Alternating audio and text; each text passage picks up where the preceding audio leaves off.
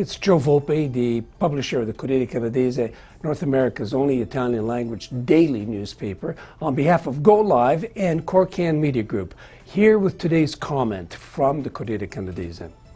And the comment is identity and pigmentation politics that are replacing immigration policy. So, it bears repetition. Canada is not a country whose population is expanding. If one accepts that there need to be 2.1 children per woman of childbearing age in order for the population to replace itself, without immigration, we would be in negative growth.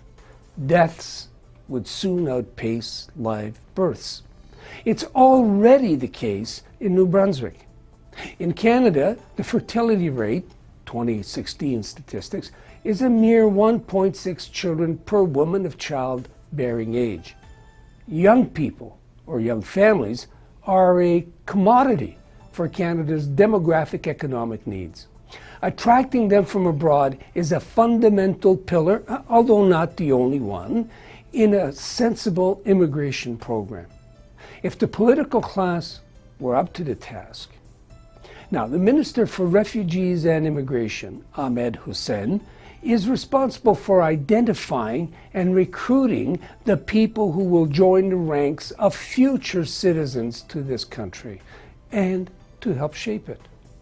He's a former refugee who arrived in this country without papers and documentation attesting to his identity and past experiences. For some, he's an inspiration. Minister Ralph Goodale's department, the Canadian Border Service Agency, is responsible for removing people who don't fit the mold, so to speak, or cannot meet the test of economic and social integration. He speaks as a lawyer's lawyer. However, it's the courts that determine whether the law is respected in all proceedings. Now, the two ministers sometimes appear to conspire to hold some tenet that makes sense only to those who are sleep deprived. Their political masters, without errant political posturing, don't seem helpful. Take, for example, the Dimitri, a family on the run. They entered Canada in 2013, legally, mind you, and sought refugee status. Mr. Dimitri is a former undercover police officer specializing in anti-terror and anti-organized crime operations. He offered his services pro bono on a consulting basis while his case was being considered. Briefly, Mr. Dimitri's cover had been blown during a major anti-mafia offensive. He and his family became vulnerable. They left Italy. Canadian authorities did not find their claim acceptable. They apparently, again, the Dimitri, apparently approached several elected representatives for assistance, among them Associate Minister for Veterans Affairs, previously a police chief, Julian Fantino, for assistance.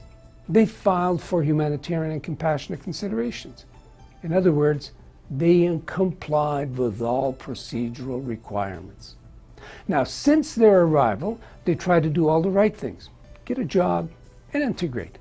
The kids went to school.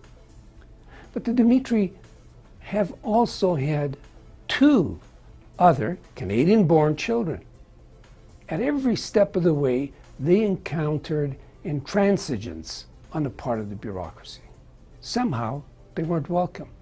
Now they're on the run from eager CBSA officials who are trying to execute a removal order issued by Minister Goodale's department. A couple of weeks ago, we talked about the family of Bruno and Ariana. Same thing. The police officer responsible for humanitarian and compassionate consideration of their file elaborated in a 17-page decision every reason imaginable to set aside the Supreme Court order dated December 10th, 2015, that decisions must always take into consideration the best interests of the children, no matter where they're born. Remember, 2 of them were born here. He or she dismissed the professional assessment of a certified child psychiatrist and psychologist, gave a mini seminar on the rights of Europeans, in this case Italians, under the Schengen Agreement, and essentially said, well, you know, Mr. Dimitri and family, you may be on the run, but run away in Europe. There's no room for you in Canada. The Corriere contacted Minister Goodale's office about the possibility of staying the removal order.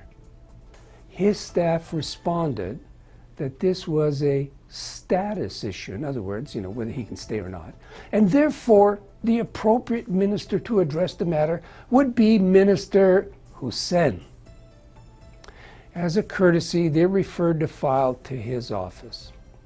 Several weeks later, Minister Hussein's office, after considering the file, responded that this was a removals issue and therefore it would be in Minister Goodale court. The Dimitri family are still looking for a ready, hopefully sympathetic ear. They thought Minister Hussein, with similar life experiences and representing a constituency with a large Italian demographic, might be the one. Especially since he is on a recruiting mission in the United States to attract people anxious to cross the border into Canada. No sarcasm on my part intended. I've already indicated Canada's need for more people. Canada is an inclusive, welcoming nation, according to Prime Minister Trudeau. On Tuesday, outside a cabinet meeting, he had Minister Hussein, a symbol of our nation's acceptance values, address the media to show the world that Canada has no tolerance for racism. And here's the quote. "I have personally been the subject of racism," Mr. Hussein said, commenting on the Québécois heckler incident of about a week ago.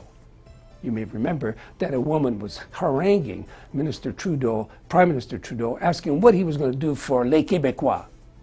Now, Minister Hussein got his law degree notwithstanding his undocumented status, and was elected in a riding with a large Italian voting bloc. So at least his constituents are accepting. It may be time for him to come up with specifics about how he has been the subject of racism.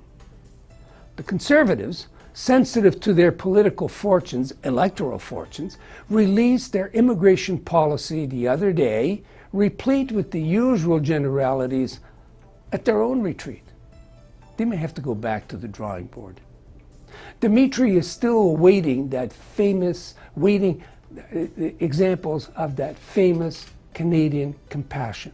The Conservatives haven't come up with it, and the Liberals look like they've lost it.